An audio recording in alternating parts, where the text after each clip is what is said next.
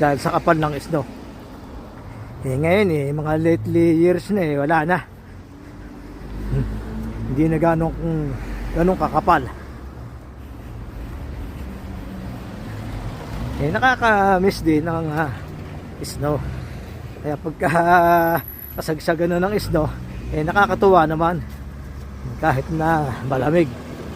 Basta tama lang ang suot mong jacket, wala kang problema. Hindi ka naman giginawin ng todo-todo. Kompleto ka lang. May bonnet kang maganda, may jacket kang maganda, tapos may pants kang ang ginagamit kong pants, ito ginamit ko na yung pang ski. Talagang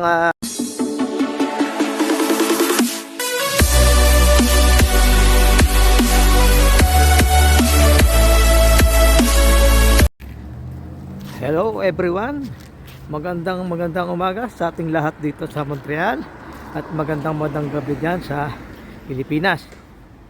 Ito mga parikoy, at napakalamig na rito sa Montreal. Ngayong umaga -2 ang weather natin ngayon, kaya talaga namang tagos sa buto. Tapos medyo malakas pa ang hangin. Yun ang nagpapalamig ng husto pagka ganitong season. Ito naglalakad tayo at pupunta lang tayo dito sa may grocery dito sa may Codenage.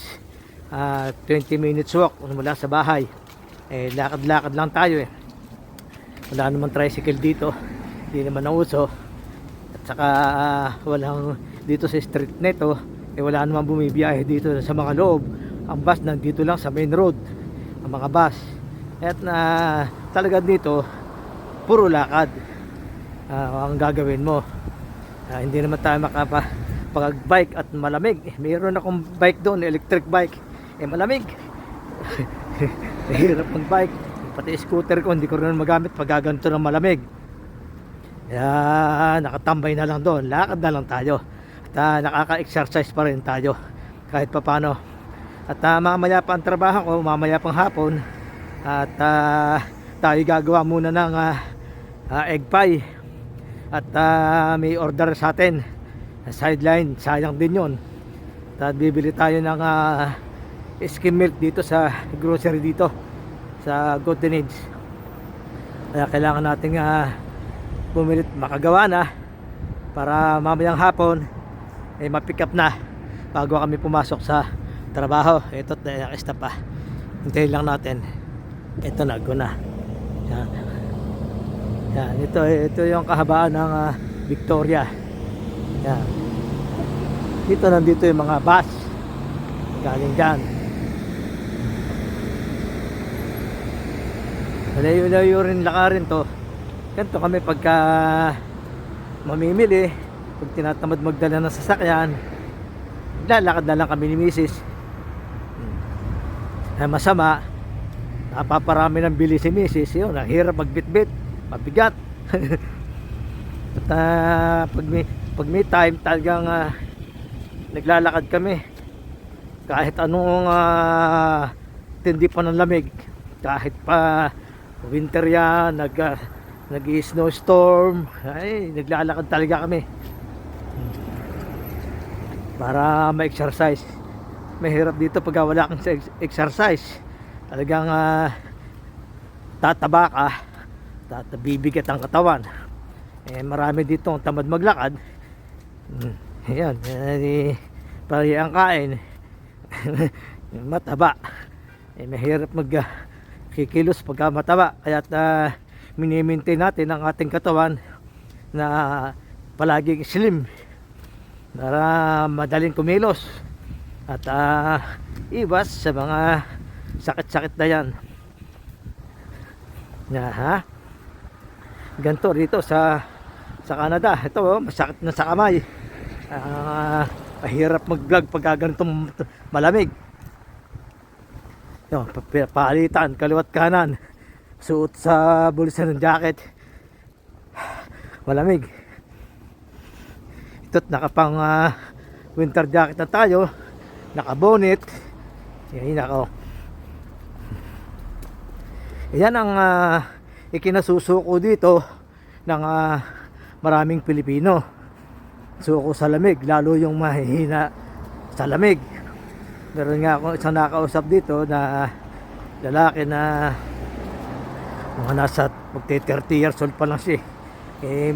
Suko siya sa lamig. Yan daw ang kinasusuko niya rito pag winter. Talagang sabi ko, may jacket naman. Kahit na kuya, talagang sumasakit mga buto ko. Nako. Ganun dito. Sabi ko, mag-exercise ka. Maglakad-lakad ka lagi para masanay. Yan pa, ang hirap dito. Pag tulad nito, kagagaling lang namin sa summer, napakahirap mag-adjust ng katawan. Kaya hanggang ngayon, nag-a-adjust pa ang katawan ng mga tao dito. Yan, kaya paglabas mo, talagang ginaw ka. Kasi nga, yung nasanay ang katawan sa init pa. Kaya, hihirapan pa. Pero, after 1 month to 2 months, back to normal na to kahit na malamig. Okay na. Ganun talaga ang buhay dito. Titiisin mo ang lamig.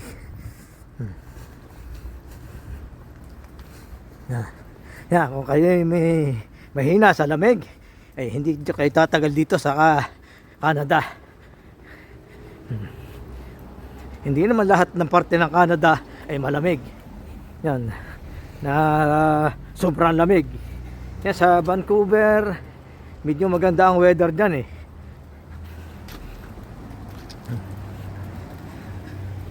Saka hindi ganong nag-i-snow dyan. Yan, mga malamig na lugar dito. Yan, sa parting Calgary. Yan, napakalamig dyan. At mas nauuna silang mag-snow kaysa dito sa amin sa Montreal. Pero nung araw dito, talagang ang snow daw dito ay talagang tabon.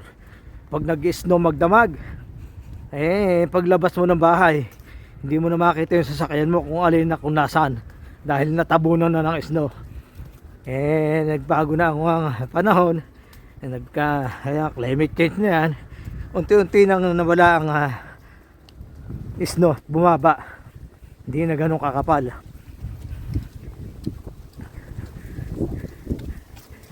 Ito nga lang magti 10 years na ako dito. Ito nga lang last lately years, napansin ko kumukunti yung snow. Hindi na tulad dati nung bagong dating ako dito, 2016. Talagang napakakapal ng snow. Pagka nag snowstorm lalo, talaga namang magdamag ang nagkakalos ng kalsada dahil sa kapal ng snow. Ngayon mga lately years na wala na.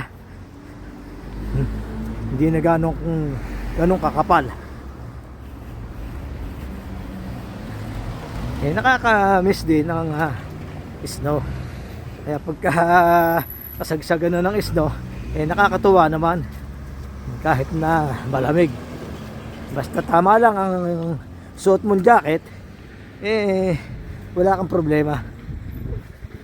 Hindi ka naman giginawin ng todo-todo. Kompleto ka lang. May bonnet kang maganda, may jacket kang maganda, tapos may pants kang ang ginagamit kong pants, ito ginamit ko na yung pang ski. Talagang maganda yon kasi may mainit sa loob. Ang jacket mo, kailangan may jacket ka na wool, para hindi ka ganong lamigin. Ayan, at nandito na tayo sa Golden Age Plaza. Yan, andito tayo sa likod dumaan. Yan, parking area to Yan, yung building na yan. Yan, Walmart. Yan, may sinihan dyan. Yan. Dito itong pinakamalapit na malaking grocery store sa amin. May mga maliliit na mga tindahan doon sa amin. Yung mga Asian store, mga Indian, mga Chinese. Walang skim milk doon. Dito lang meron. Kaya kailangan nating mabili yung skim milk para tayo makagawa na ng egg pie. Yan. At yun nga pala isa kong pinagkakaabalahan dito pagka walang pasok o pagka may time pang gumawa, dahil ang pasok ko naman mas pinipili kong sa hapon o gabi para makagawa tayo ng tinapay, makatanggap tayo ng order sa umaga. Tulad ngayon may order na egg pie, makakagawa muna tayo dahil mamaya pa ang pasok ko, hapon pa. At saka yung pinagtatrabaho namin ni Mrs. ay building nga, 4 na palapag, 2 building yon. Wala namang oras doon, kami ang bahala sa oras ng pasok, kaya maganda ron. Walang problema kahit nga umaga, basta kung kailan na namin gustong linisin, walang problema. Yun ang kagandahan. Saka maganda yung bigay, mataas ang rate. Ayan, dito na tayo. Papasok na tayo sa loob. Napakalamig talaga, grabe.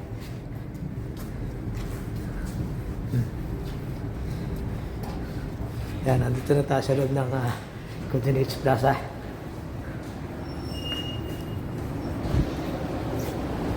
Dito tayo sa Putayan. Ito mga yan, mayroon dito ang gym. Eco Fitness Gym.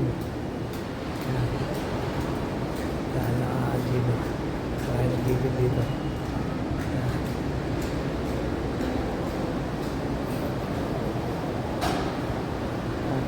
Itong building na to talagang under renovation pa.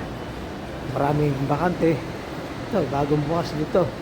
Dating Tiger supermarket yan, nagsarado, nalugi.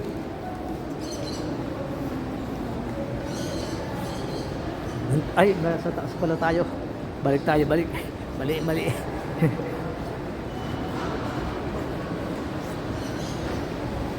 Tayo sa taas.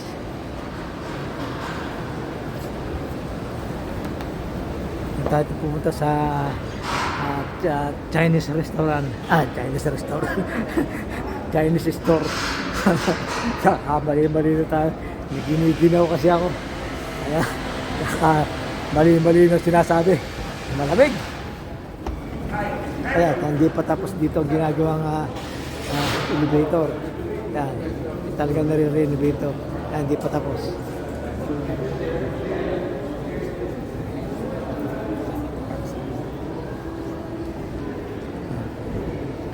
Tayo pupunta sa March Putay Chinese store.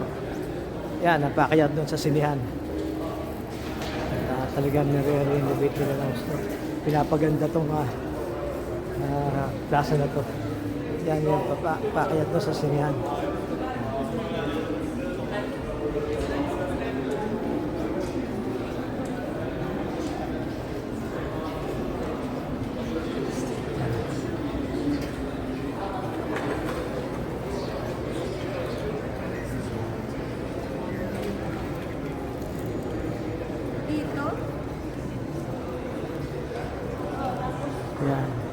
Yan, ito ang Magpatay.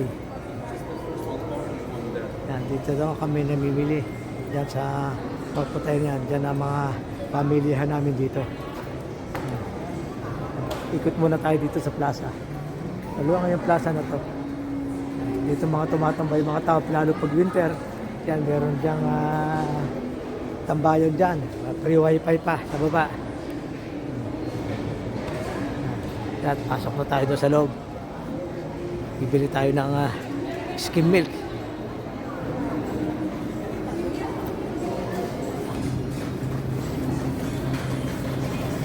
Yan, nandun sa dulo yung skim milk. Yan, nandito yung mga gulay. Yan, mga sariwang gulay, talong, okra. Yan, marami dito. Yan, mga sili. Yan, oh. At dito kami kumukuha ng kalamansi. May kalamansi dito kami nabibili. Yan, ang dami ah.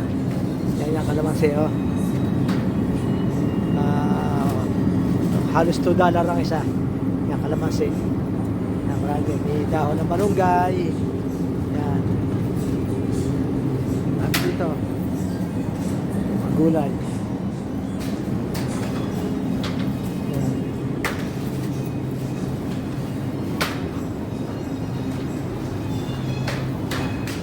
So yan, puro ng mga gulay dito.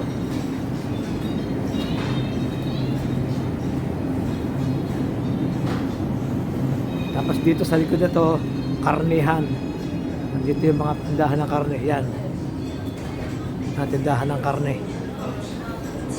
Nga bibilin, skim milk.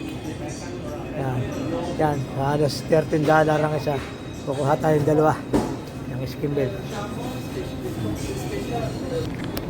Yan, balik na tayo para magawa na natin to. Papayaran na natin. Ito lang sinadya ko rito, skim milk. Yan.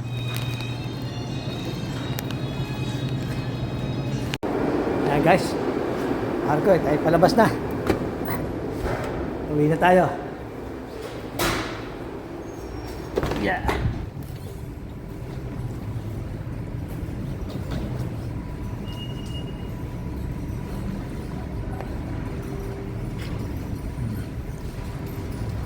Lapit lang ng mga tao rito. 20 minutes sa walk lang to. Kayang-kaya natin yan. Sanay naman tayo maglakad. Walang problema sa atin.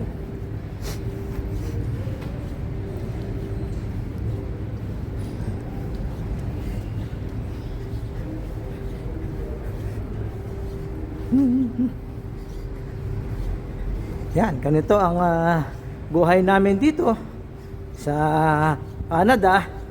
Yan. Trabaho. Tulad nga nakatayuan namin ngayon, halos wala na kaming pahinga araw. Kasi yung Sabado, Linggo, ginugugol na lang namin sa paggawa ng mga kakanin. At sayang din naman, kaysa nakatambay ka lang sa bahay, wala kang ginagawa kundi mag cellphone. Di naman natin maaasahan tong pagbablog na to. Wala, napakalayo pa.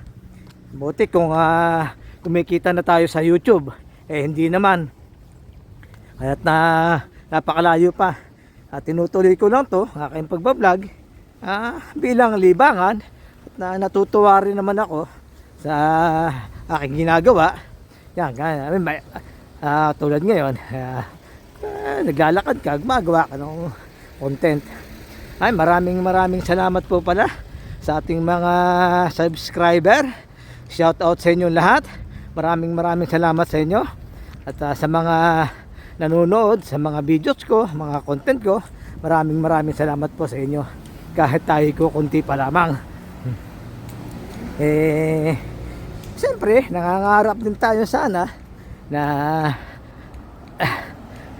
kumita tayo dito sa YouTube, pero hindi naman pala ganun kadali. Nalupat ang content mo, hindi naman ganun magustuhan ng tao. Nasa sa content din talaga yan Kaya tsambahan din. Kaya maswerte yung mga kumikita rito sa YouTube. Yan, nakaka-inspire yung kasi. Yan, yung mga ganong mga kumikita sa YouTube. Yan, shout out sa inyo lahat. Maraming salamat po. Yan nga pala sa isang ating kaibigang vlogger dyan sa Manila, si JR Doria TV. At sinusuportahan tayo dyan. Maraming salamat sa iyo. Shout out sa inyo, saka sa kanyang mga magulang, kay Ma'am Ederlyn, kay Sir Roberto. Yan, maraming salamat po. Yan, kay Grandpop TV, maraming salamat po. At siyempre, kahit hindi ko nakikita sa comment, si Diana from Dublin, alam ko, paminsan-minsan nanonood siya.